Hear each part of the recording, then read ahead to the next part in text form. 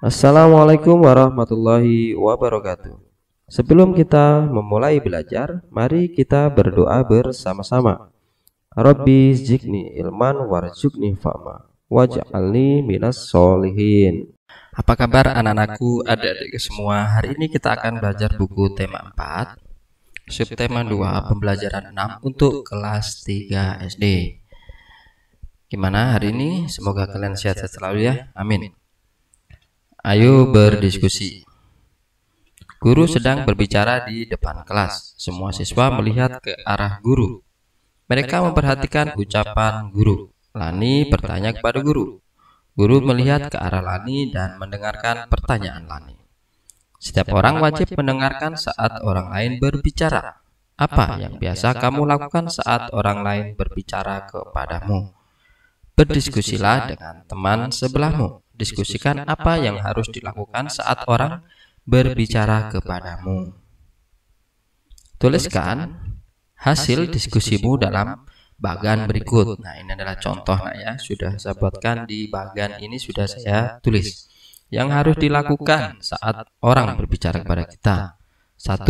Melihat lawan bicara. 2. Mendengarkan apa yang dibicarakan ketika tidak mencela pembicaraan. 4. Tidak memotong pembicaraannya. Nah, yang harus dilakukan saat berbicara kepada orang lain. 1. Melihat lawan bicara, berbicara dengan sopan. 3. Menggunakan kata-kata yang mudah dimengerti. 4. Tidak berbicara bohong. Ayo mencoba. Sekolahmu tempat yang menyenangkan, bukan? Semua warga sekolah menjalankan kewajiban dan haknya. Nah, bekerjalah dengan teman sebelahmu, tanyakan kewajiban dan hak yang pernah ia lakukan di kelas. Buatlah daftar pada bagan berikut ini.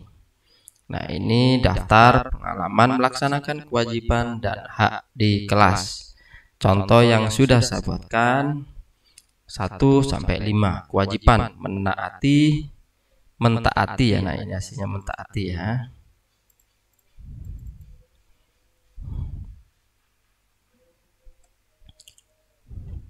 Mentaati peraturan sekolah, melaksanakan tugas piket, mengerjakan tugas, menjaga kebersihan, giat belajar. Haknya mendapatkan nilai yang baik apabila memang harus baik, mendapatkan lingkungan yang nyaman untuk belajar, dapat belajar dengan baik, mendapat lingkungan yang bersih, mendapatkan pembelajaran. Jadi dapat apa? Ilmu, pelajaran. Ayo mencoba. Setiap orang memiliki kewajiban mendengarkan saat orang lain berbicara. Saat upacara di sekolah, siswa mengikuti pembina upacara membacakan teks Pancasila. Mereka seharusnya mengikuti dengan suara senada. Kadangkala ada siswa yang mengikuti dengan suara yang nyaring. Ada juga yang bersuara lembut. Nah, jika pada saat upacara terdapat 580 anak mengikuti dengan suara lembut, berapa anak yang mengikuti dengan suara nyaring? Berapa jumlah anak keseluruhannya? Jawab. Anak yang mengikuti dengan suara lembut ada 580 siswa ya. Tentukan banyak siswa yang mengikuti upacara ya kan. Tentukan siswa yang mengikuti suara nyaring. Buatlah 5 kemungkinan. Nah, jadi kita membuat kemungkinan siswa, banyaknya siswa yang ikut upacara dan siswa yang mengikuti dengan suara nyaring. Jadi kita menentukan ini ya, karena angka yang lembut sudah ketahuan ya kan. Ini contoh 5 kemungkinannya. Siswa yang mengikuti suara lembut total 580. Nah, kita buat kemungkinan siswa yang mengikuti upacara itu 910. Berapa yang mengikuti suara nyaring? Jadi 910 dikurangin 580 ketemunya 330 siswa dengan suara nyaring. Nah, yang kemungkinan kedua, apabila sama dengan siswa yang mengikuti suara lembut 580, kita buat kemungkinan siswa yang mengikuti upacara. Total ada 860 siswa. Nah, dikurangi 580, 280 siswa yang dengan suara nyaring.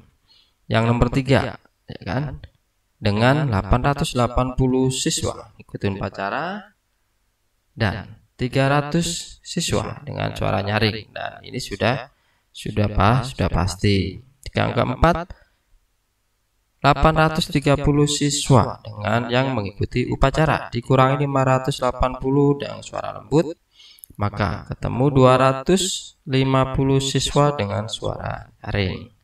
Yang kelima, dengan 900 siswa yang mengikuti upacara dikurangin suara yang lembut 580, berarti 320 hasilnya adalah siswa yang mengikuti suara nyaring.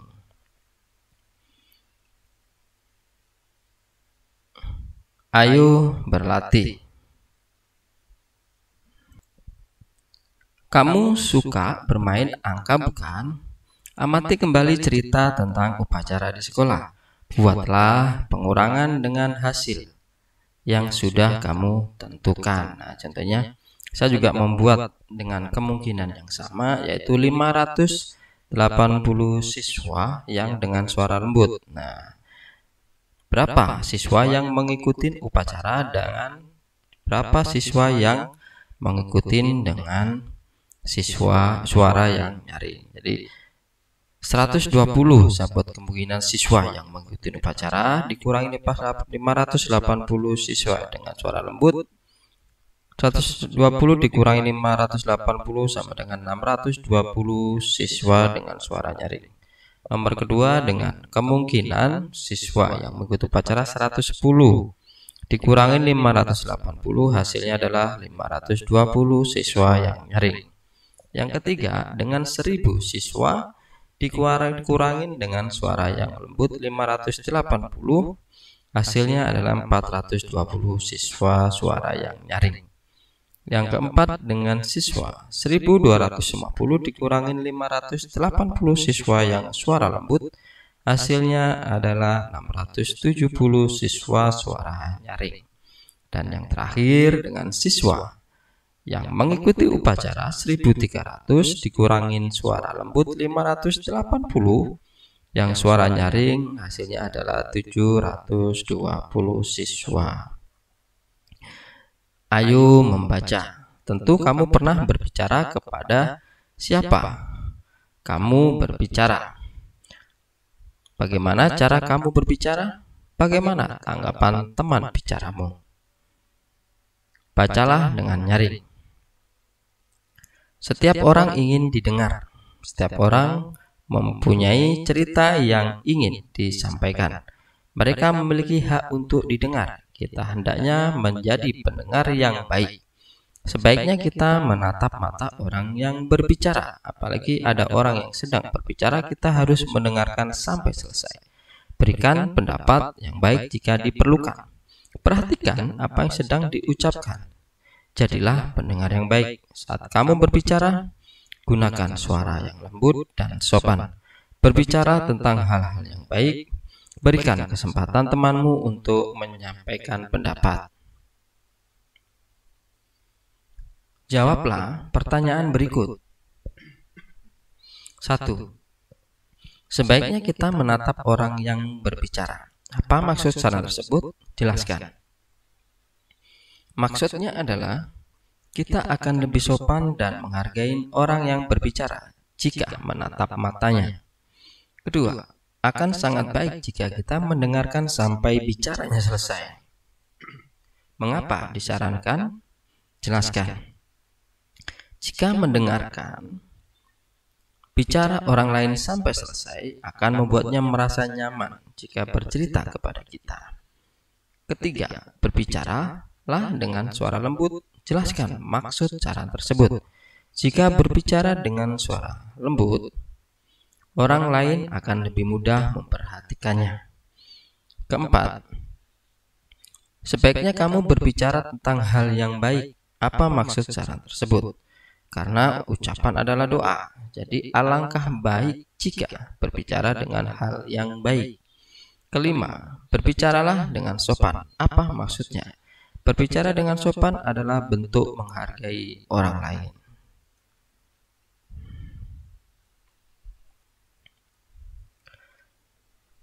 Ayo bercerita, lakukan hal-hal berikut dengan kelompokmu. 1. Amati kebiasaan berbicara di sekolahmu.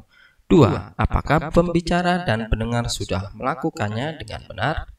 Ketiga, sampaikan pendapat kelompokmu dan saran-saran yang harus dilakukan. Keempat, presentasikan hasil diskusimu di depan kelas. Demikian anak-anakku, semoga kalian mengerti dan apa yang disampaikan bisa memudahkan para orang tua untuk lebih mudah mengajarkan, menjelaskan kepada putra dan putrinya. Tetap semangat belajarnya dan selalu kerjakan tugas-tugas dari sekolah. Wassalamualaikum warahmatullahi wabarakatuh. Terima kasih, tetap semangat belajarnya Dan tonton video-video selanjutnya.